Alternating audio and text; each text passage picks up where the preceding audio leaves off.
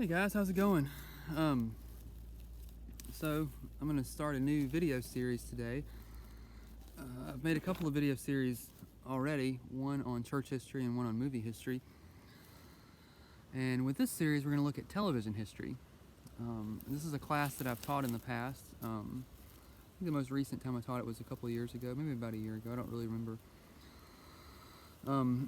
It's a fun class. I really enjoy this information and sharing it with you guys. I'm going to be using a packet that I have a copy of. If anybody wants a copy of the packet, I'll be happy to get you that. I also have some videos that go along with this class. I'll be happy to send to you guys if you're interested in the videos. We're going to start in the 1950s, which is the decade that television really became pretty widespread. And we're going to work our way up to the 2010s, which is the decade that we just finished a few months ago. So it's going to cover a wide range of TV history. We're going to talk about a lot of fun TV shows that I think some of you guys have enjoyed, some of you guys know about. And hopefully you'll learn about a few shows you maybe not know about as well, which is good to kind of broaden your horizons a little bit. All right, so we're going to start in 1951. October 15th, 1951. Situation comedy I Love Lucy, starring Lucille Ball with her real-life husband Desi Arnaz, debuts on CBS, and it ran from 1951 to 1957.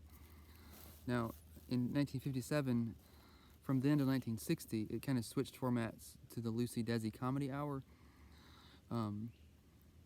So I Love Lucy technically ended in 57, but the character of Lucy Ricardo and Ricky Ricardo continued to be featured on the Lucy-Desi Comedy Hour for 3 additional years. It was produced on film in front of a studio audience using 3 film cameras instead of being broadcast live, and making Ball the world's first major female television star. So at the time, people didn't really know exactly what to do with television, what to make of it. And so the main thing that television was used for early on was to film live performances, to film variety shows where people would come and do talents or do songs or whatever. So Lucy was different in that she wasn't filmed live. It was filmed in front of a studio audience, but it was recorded and then aired after the fact. And it did make Lucy a big television star. Here's a picture of Lucille Ball. There's Lucy and Desi. All right. The show was interesting at the time because, you know, Lucy and Desi were married in real life, and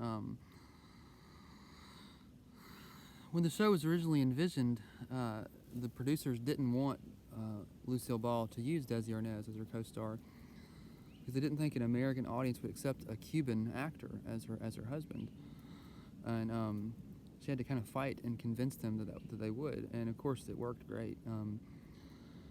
This was a time when to be a foreigner or to be an immigrant or to have a different ethnic background was considered kind of a liability in Hollywood. But it turned out to not be a problem. I mean, audiences loved Desi Arnaz and Lucille Ball together. All right, January 14th, 1952, The Today Show debuts on NBC. So it's been running from 1952 up to the present day. September 19th, The Adventures of Superman debuts in syndication, and it ran from 1952 to 1958. And here is a picture of George Reeves as Superman. There you go. George Reeves also starred in a Superman movie that came out in, I believe, 1950. Then December 1st, 1952, The Abbott and Costello Show debuts in syndication, and it ran from 1952 to 1954.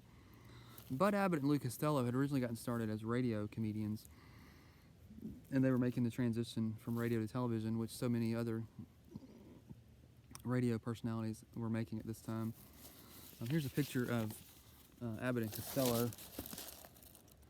On the left is Lou Costello, who's kind of the funny guy in the group, and then on the right is Bud Abbott, He was kind of the straight man. He was the serious guy. He was always fussing at Lou. Looney Tunes parodied Abbott and Costello a time or two. Tweety Bird's debut cartoon back in 1942 featured a couple of cats that were drawn to look similar to Abbott and Costello, and the names of the cats were Babbitt and Catstello. Anyway, they were a lot of fun. Abbott and Costello also did a series of films back in the 40s and 50s, and their films are really funny. Highly recommend them. All right, December 15th, 1952, American Bandstand, originally called Bandstand, debuts as a local program in Philadelphia, and it ran from 1952 to 1989. It ran for 37 years. And the most famous host of this show was Dick Clark, who through his time on the show, introduced America to a lot of the most popular artists of that time period. This same day, December 15th, 1952, The Adventures of Ozzie and Harriet debuts on ABC, and it ran from 1952 to 1966. The Adventures of Ozzie and Harriet featured a lot of good music as well from the youngest son on the show, Rick Nelson. This is really where he got his start as a musician. He got his start as one of the cast members on Ozzie and Harriet. So on the show, Ozzie and Harriet and Ricky and David, it's a real family, a real husband and wife, and a real, they're really their sons playing the part. So it's kind of cool that the family gets to play the part together. Sit up here.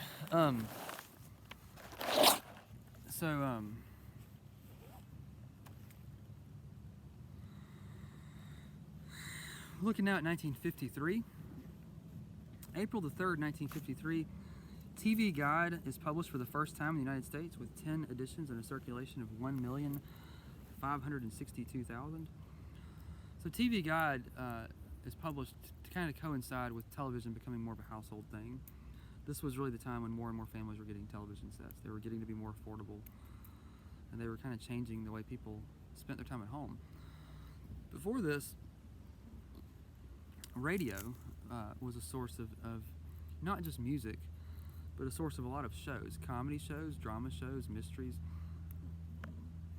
Radio was huge, and as television becomes more and more popular, radio kind of gets phased out. I mean, people still have radios, but radio shows become much less common, and radio just becomes something that you listen to music on. You don't go to the radio to hear a comedy show or a talk show or a drama or a soap opera or anything like that as much. All right, June the 2nd, 1953. The coronation of Queen Elizabeth II is televised from London. Sales of TV sets in the United Kingdom rise sharply in the weeks leading up to the event. It is also one of the earliest broadcasts to be deliberately recorded for posterity and still exists in its entirety. More than 20 million viewers around the world watched the coverage. To ensure Canadians could see it on the same day, British Royal Air Force Canberras fly film of the ceremony across the Atlantic Ocean to be broadcast by the Canadian Broadcasting Corporation, the first non-stop flight between the United Kingdom and the Canadian mainland. In Goose Bay, Labrador, the film is transferred to a Royal Canadian Air Force CF-100 jet fighter for the further trip to Montreal. In all, 3 such voyages are made as the coronation proceeds. This was a big deal. I mean, a king or a queen of England is only coronated ever so often. This was the last coronation that's ever been held in England, because the Queen of England that was coronated at the time is still on the throne. She's been reigning for about 68 years now. September 29th, 1953, Make Room for Daddy with Danny Thomas debuts on CBS. It ran from 1953 to 1964. Danny Thomas is famous as an entertainer. He's also famous for being the founder of St. Jude Children's Hospital in Memphis. He had a heart for children and a heart for families who were dealing with cancer. So St. Jude, founded by Danny Thomas, is a really great organization. His daughter, Marlo Thomas, who is also an actress, is currently the head of the organization. She was famous in the 60s for being the star of the sitcom That Girl. Make Room for Daddy, some of you guys may know this already. Make Room for Daddy was the show where the Andy Griffith Show originally came from. There's an episode in 1960 on Make Room for Daddy where Danny is driving and he gets a ticket in a little town called Mayberry by this little small town sheriff named Andy Taylor. And that episode of the Danny Thomas Show ended up kind of serving as the pilot episode for what later, the following fall, became the Andy Griffith Show. So, today, Make Room for Daddy is not as well known, but the Andy Griffith Show is pretty well known, and it would have never happened had it not been for Make Room for Daddy. Alright, September 11th, 1954, the Miss America Beauty Contest airs for the first time on national television in the United States.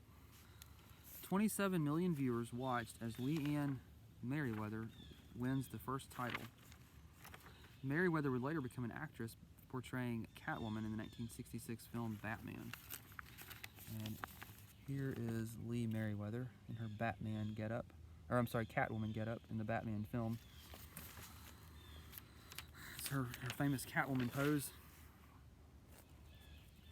Alright, September 27th, 1954, The Tonight Show debuts on NBC, and it's been on the air from 1954 up to the present, with a lot of famous hosts over the years. Of course, the current host of The Tonight Show is Jimmy Fallon.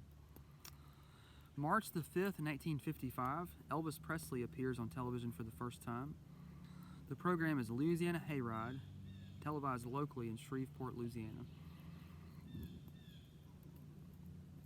This was right before Elvis became famous nationally, so at this point he's just locally famous in certain cities. September the 10th, 1955, Gunsmoke debuts on CBS, and it ran from 1955 to 1975. It ran for a solid 20 years. It's pretty impressive for any show to run that long. September the 28th, 1955, the World Series is broadcast in the U.S. in color for the first time. Something that was included in the Seedster Weekly packet a while back was a trivia question about the first time the World Series was ever broadcast in the U.S. The first year it was ever broadcast was 1947. So keep that in your mind as the year the World Series was first broadcast.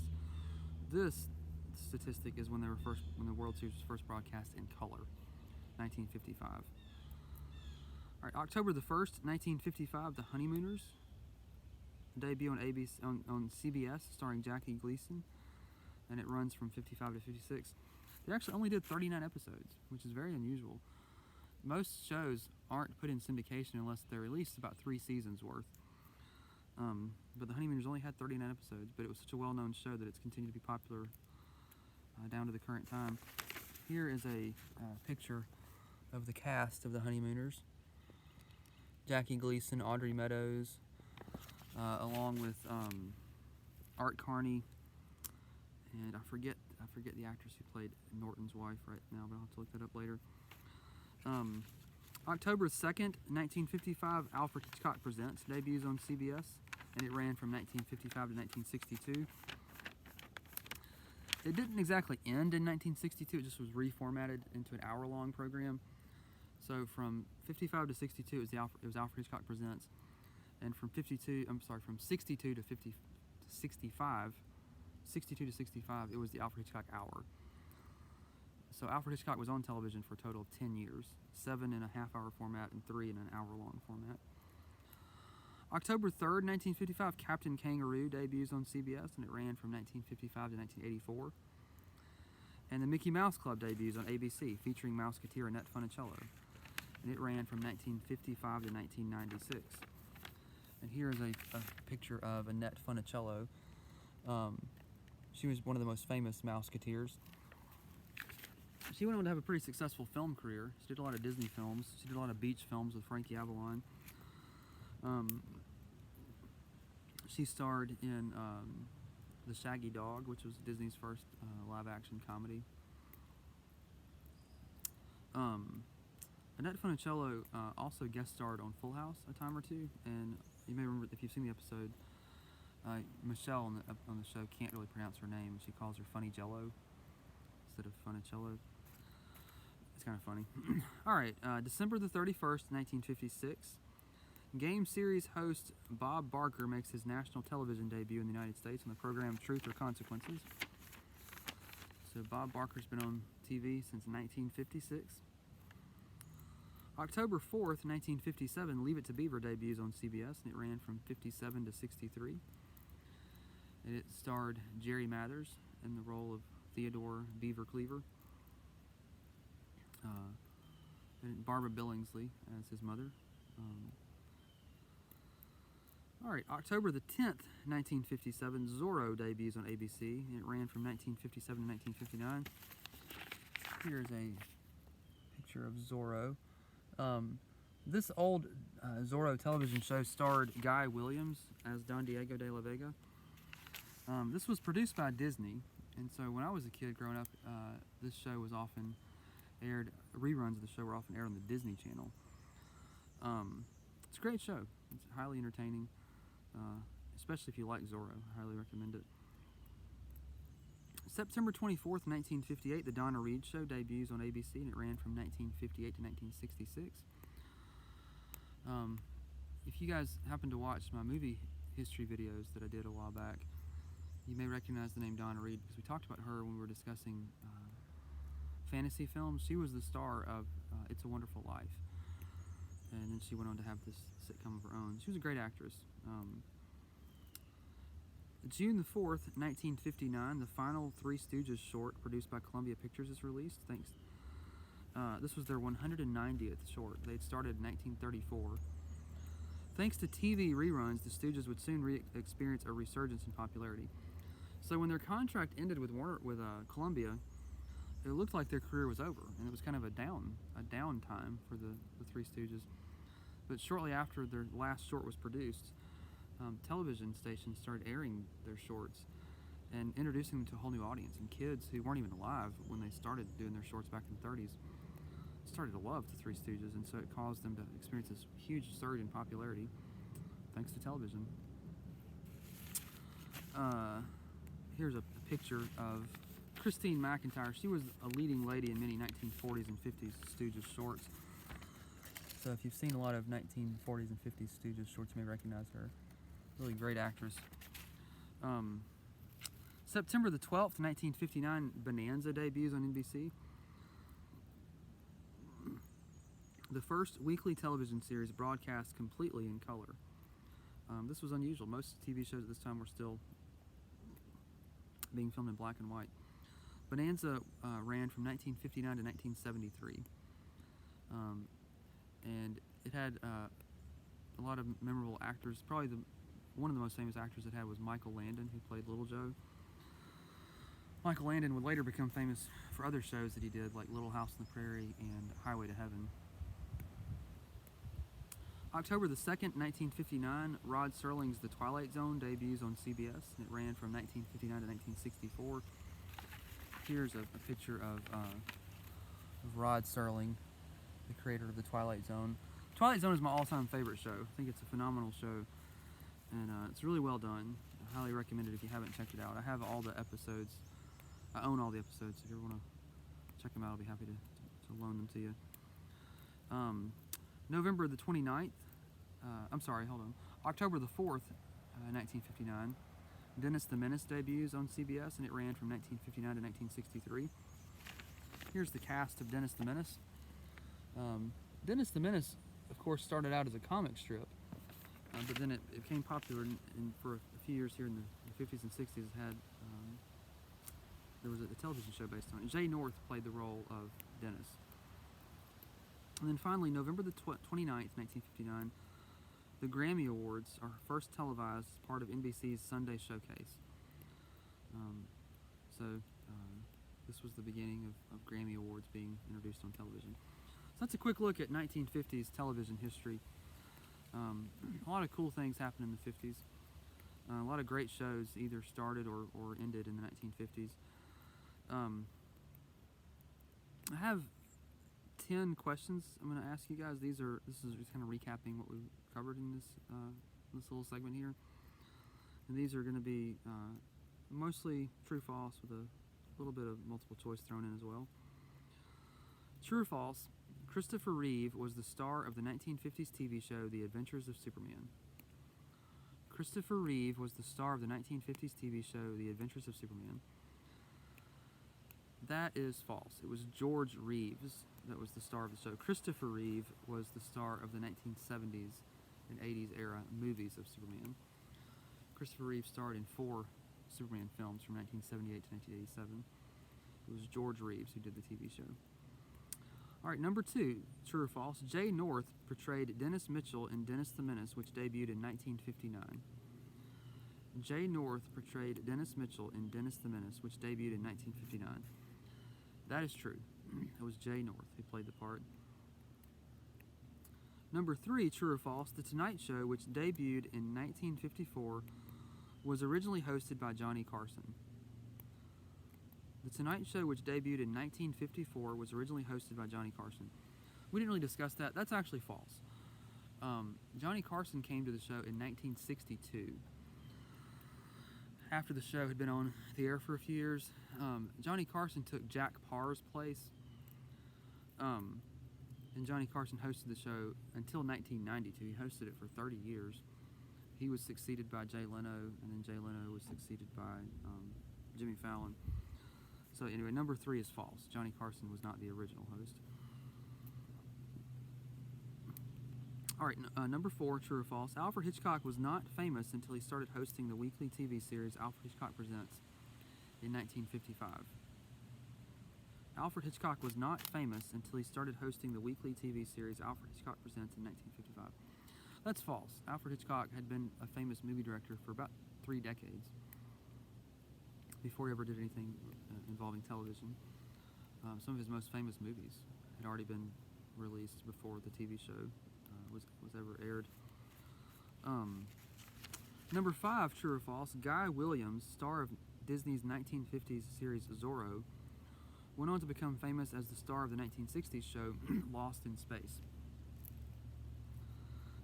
Guy Williams, star of Disney's 1950s series Zorro, went on to become famous as the star of the 1960s show Lost in Space. That's true. Lost in Space came out about 5 or 10 years after Zorro, but Guy Williams was the star of both. Number 6, who played Alice Cramden in The Honeymooners? Was it A, Audrey Meadows, B, Audrey Hepburn, or C, Audrey Cramden? Who played Alice Cramden in The Honeymooners? Was it A, Audrey Meadows, B, Audrey Hepburn, C, Audrey Cramden? That was A, Audrey Meadows. Audrey Meadows. Number 7, in I Love Lucy, what was Ricky Ricardo's job? Was it A, a bus driver, B, a policeman, or C, a band leader? A, bus driver, B, policeman, or C, band leader? And the answer is C, band leader. If you ever watched the show, you may remember his most famous song that he did with his band was Babaloo. It was Ralph Cramden on The Honeymooners that was the bus driver. All right, number 8, who was one of the most famous members of the Mickey Mouse Club in the 1950s? A, Doris Day, B, Patty Duke, or C, Annette Funicello? Who was one of the most famous members of the Mickey Mouse Club in the 1950s? A, Doris Day, B, Patty Duke, or C, Annette Funicello? The answer is C, Annette Funicello. She went on to have quite a impressive career. A lot of people have gotten their start over the years on the Mickey Mouse Club. That you may not realize. Britney Spears got started as a Mickey Mouse Club member. Justin Timberlake. A lot of high-profile people in the music business. Anyway, number 9, Elvis Presley's first television appearance was on what show? A, The Ed Sullivan Show, B, Louisiana Hayride, or C, The Grand Ole Opry? Elvis Presley's first television appearance was on what show? A, The Ed Sullivan Show, B, Louisiana Hayride, or C, The Grand Ole Opry? The answer is B, The Louisiana Hayride. He did appear on The Ed Sullivan Show, but that was not his first appearance. And number 10, Rod Serling is famous for creating what popular TV show that debuted in 1959? A, Bonanza, B, American Bandstand, or C, The Twilight Zone? Rod Serling is famous for creating what popular TV show that debuted in 1959? Was it A, Bonanza, B, American Bandstand, or C, The Twilight Zone? And the answer is C, The Twilight Zone. All right, that brings us to a close, guys. Thanks a lot.